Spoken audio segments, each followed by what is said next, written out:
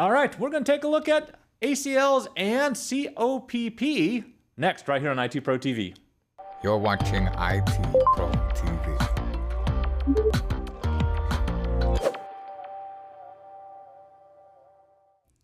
We are talking about cops and robbers today. Nope, actually access control list and, of course, control plane policing. And here, of course, help us understand both concepts a bit better, Anthony Sequeira. All right, now, Anthony, as we get started, these kind of are grouped together for a reason. So how are we going to start? Take a look. You know, it's okay. Couple funny observations right away. First of all, it's the first time I've ever heard it CoPP, and all I could think of was "You Down with OPP?" That song from the 90s. Okay. It is interesting, Ronnie. These are grouped together because they're not alike at all. So I think they were grouped together in the blueprint from like, okay, they're security tools, but they are super not alike. Yeah. The access control lists that we're going to be dealing with are going to be for controlling the data plane. They're little mini firewalls, if you will. Control plane policing is for one thing. It's for protecting the control plane.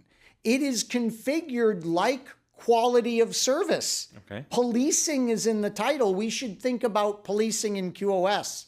And what's neat about this is we're going to start actually with control plane policing. Then we'll spend the rest of our time together working with ACLs. But the really super interesting thing about, as I said, control plane policing is we get a glimpse into the world of how we configure QoS. All right. QoS configuration isn't part of the Encore class, but you're getting a glimpse at how it works in this particular episode. So, Ronnie, let's walk through this step by step. But before we do, let me give you an overview of how we configure quality of service these days. Okay. We do a three-part process. You have class maps. Class maps are how you classify, how you group traffic. You have policy maps. That dictates what you're going to do to those groupings. Okay. And then you have a service policy, which is super simple, where you're going to apply it. So those three elements, class maps, policy maps, and service maps, were created for quality of service. What's interesting is they're so cool, and it's such a cool, flexible way to configure things that nowadays it's used for way more than quality of service. So you're seeing this expansion. The security teams at Cisco started going, wow, that whole class map, policy map, service policy thing that they came up with for QoS, we're stealing that. So you see this more and more. Get familiar with it. So Ronnie, here is a super interesting example I've got for us. We have an access list that denies certain 10.x addresses from ICMP and its source of the 10.x to any destination address, port unreachable. We deny them, and then we permit all the ICP, any port unreachables. What is amazing about this is when we put that into the class map and into the control plane policing, what it's doing is the opposite of what you might think. Okay. It is the deny entries are unrestricted. They're unpoliced. Oh. Everybody else is policed. Okay. So that's what can happen with this logic. It can mess with your mind. Here, the denies are saying you're denied from the policy of policing. You're an exception. All right, Does that so make right sense? here, I think that's a better way to explain it. So right here on the first two in our access list, we're saying the 10 dot network. Yep. And then that's 10.0.0.1 specifically. So those are actually saying we're not going to police them at all. That's right. Okay. They are excluded from the policing behavior, and then everyone else has to be policed. Yep. All right. And notice we match in the class map against that access list. Then notice we put that into the control plane policing configuration, and boy, we're not policing them here, we're dropping them. Yeah. Ronnie, so the 10.0.0.0, the 10.0.0.1, that gets the ability to do the ICMP that we're specifying. Everyone else gets dropped.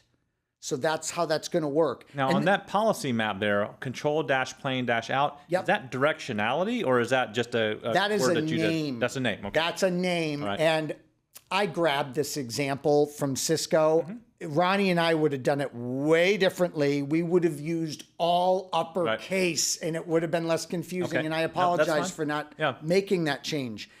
Ronnie, when we go down to the service policy where we apply this, notice it is service-policy, and then output is the direction. Okay. And then there's the name, control plane out, that we gave it. Okay, so the names, let's review that. The names, the proper names are ICMP-class, Right. control-plane out. Those are the only two proper names that we have. Everything else is keywords there. So as we go through this whole thing here, right? So we're saying, don't worry about the 10 network, don't worry about the 10.0.0, but everything else, worry about policing. And when we start to do this, we're saying, if it comes across this way, at least on that last line, drop it. That's right. We are protecting the control plane of the device from a whole bunch of potential denial of service attacks involving ICMP, specifically port unreachables. Right. We do have a couple of systems, or that access list, by the way, 10.0.0.1. The second line, should be all zeros. It should be. Yeah. That's a typo. Thanks for pointing that out, Ronnie. But no big deal. You get the gist here. You get the important part of what we wanted to convey. You can put exceptions up top. They're actually denies, and they will not be dropped. So those are clearly workstations that we're really super interested in being able to do the ICMP work. Does it make sense, Ronnie? I know. Yep.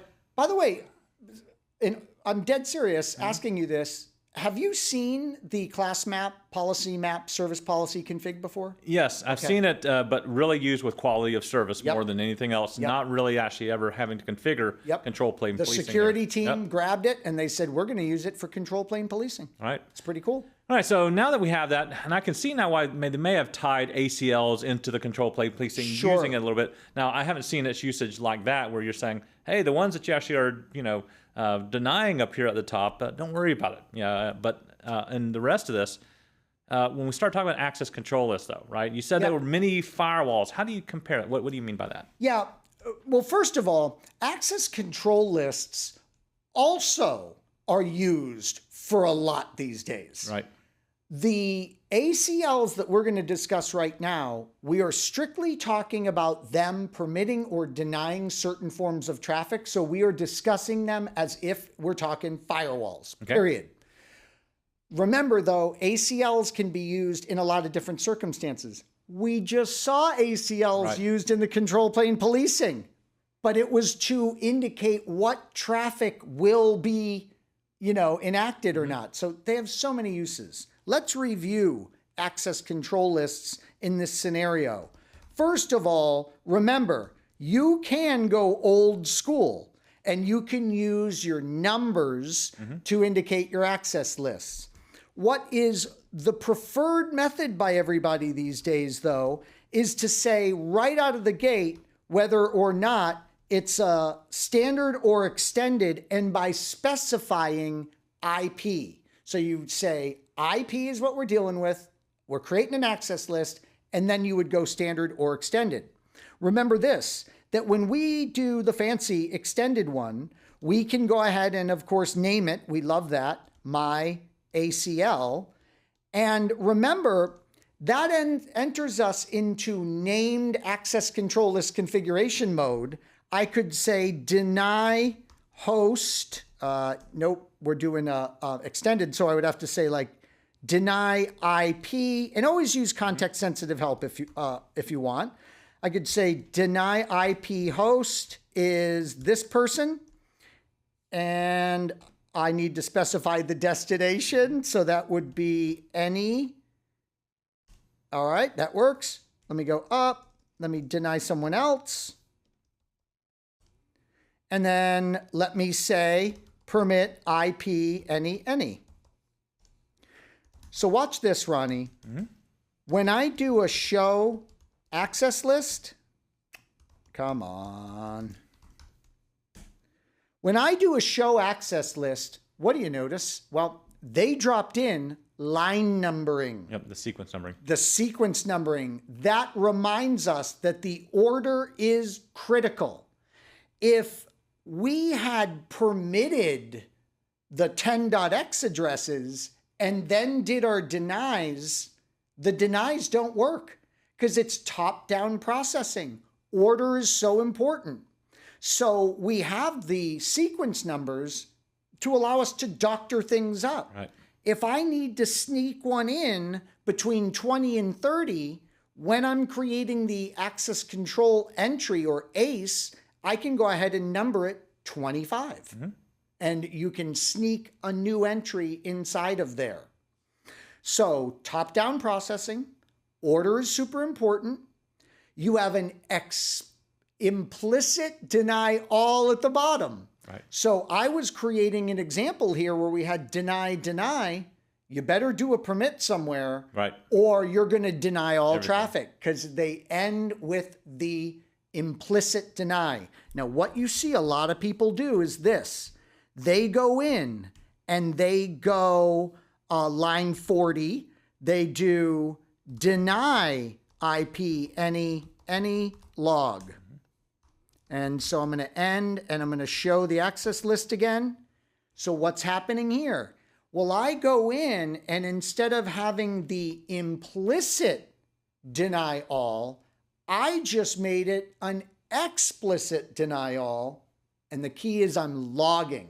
So what I want is a record in syslog of who is not passing our tests. Right.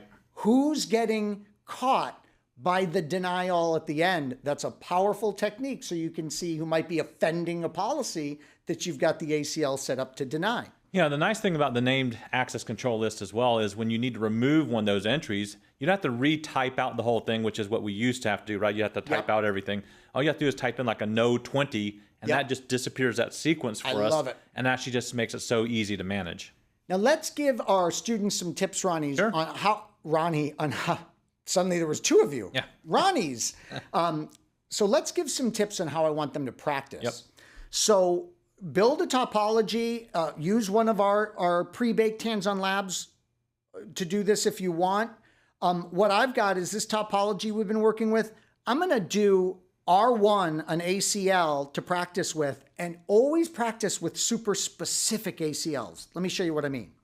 I'm going to go down to R4, and I'm going to see if I can ping R5, and I can. I will now try and deny that very specifically with an ACL, and that's how I want you to practice. Watch this. So I'm going to go and do IP access list, and I'll say extended, and I'll say class, and I'm going to do deny ICMP.